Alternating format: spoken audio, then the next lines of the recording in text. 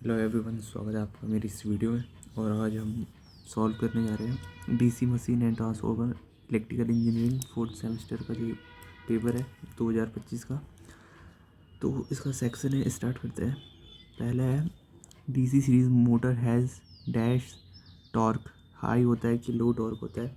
तो इसका जो स्टार्टिंग टॉर्क होता है डीसी सीरीज मोटर का वो हाई होता है, क्योंकि उस टाइम स्पीड कम होती है तो टॉर्क ज़्यादा होता है। तो इसका हो जाएगा हाई टॉर्क। हाई टॉर्क हो जाएगा इसका, ठीक है। दूसरा है rotating part of machine is called. जो मशीन का रोटेटिंग पार्ट होता है उसे हम कहते हैं रोटर। तो उसे हम कहते हैं रोटर। रोटर हो गए। थर्ड है the rating of transformer is given by. जो हम ट्रांसफार्मर की रेटिंग देते हैं वो किलो वोल्ट एम्पियर केवीए में देते हैं। किलो वॉट में क्यों नहीं देते? क्योंकि जो हमारा किलो वोल्ट एम्पियर होता है वो पावर फैक्टर पे डिपेंड नहीं करता है और किलो वॉट पावर फैक्टर पे डिपेंड करता है। तो इसलिए हम रेटिंग केवीए में ही देते हैं। तो थर्ड वाले का क्वेश्चन हो जाएगा, आंसर हो जाएगा केवीए में देते हैं हम इसको। चौथा क्वेश्चन है स्टेप अप ट्रांसफार्मर कन्वर्ट। जो हमारा स्टेप अप ट्रांसफार्मर होता है वो कन्वर्ट करता है लो वोल्टेज को हाई वोल्टेज में, ठीक है। चौथा हो गया। अब है पांचवा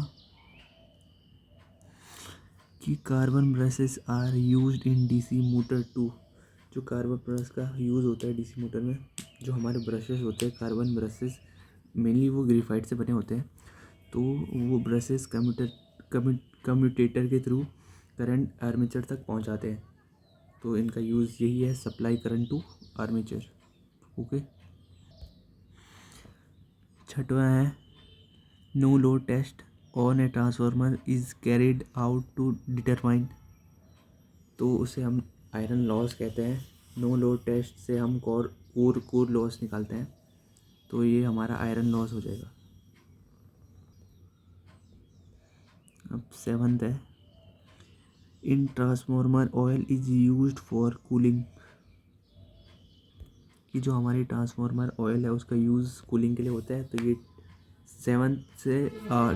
सेवन से नाइन तक हमारी ट्रू फॉल्स है। तो सेवन्थ में ये है कि जो ट्रांसफार्मर ऑयल है उसका यूज़ कूलिंग के लिए होता है। तो ये ट्रू है। इसका जो यूज़ है वो कूलिंग और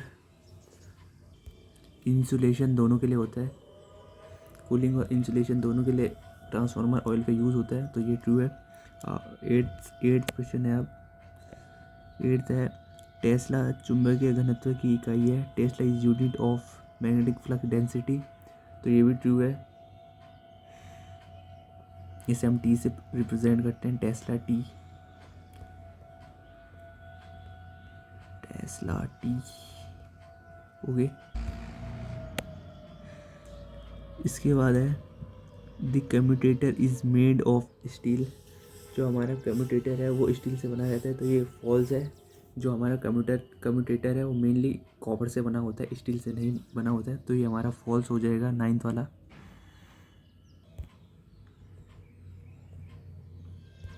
अब है हमारा टेंथ। ट्रांसफार्मर हमारे किस सिद्धांत पे, किस प्रिंसिपल पर काम करता है? तो ट्रांसफार्मर हमारा म्यूचुअल इंडक्शन के प्रिंसिपल पर काम करता है। तो टेंथ का हो जाएगा म्यूचुअल इंडक्शन। उसके बाद है इलेवेंथ CRGO का पूर्ण नाम क्या है? तो CRGO का जो पूरा नाम है उसे बोलते हैं हम कोल्ड रोलेट ग्रेन ओरिएंटेड। ये एक टाइप का स्टील होता है। तो इसका हो जाएगा स्टील। लिख देता हूँ मैं यहाँ पे cold rolled grain, GRAI, cold grain oriented. वो अरे यार लिखा नहीं जा रहा, ओरिएंटेड। ये स्टील होता है, एक टाइप से स्टील होता है। ओके। ये ट्रांसफार्मर कोर में यूज़ होने वाला एक स्पेशल स्टील होता है। ट्वेल्थ है right the name of instrument transformer. तो ये दो टाइप के होते हैं इंस्ट्रूमेंट ट्रांसफार्मर, करंट ट्रांसफार्मर और पोटेंशियल ट्रांसफार्मर, जिसे हम सीटी और पीटी भी कहते हैं। इसके बाद सेक्शन बी और सेक्शन सी तुम खुद कर लेना, पढ़ लेना, मैं फ़ोटो खींच लेना स्क्रीनशॉट। ये armature reaction, auto transformer, DC machine में लॉसेज, आर ट्रांसफार्मर का वर्किंग प्रिंसिपल, ये इम्पॉर्टेंट है बहुत। और एक न्यूमेरिकल ज़रूर आता है यहाँ से शंट मोटर से। बाकी मिलते हैं नेक्स्ट वीडियो में। Thanks for watching, bye bye. और चैनल पे नए हो तो सब्सक्राइब कर देना, और अगली वीडियो किस पे चाहिए बता देना कमेंट में।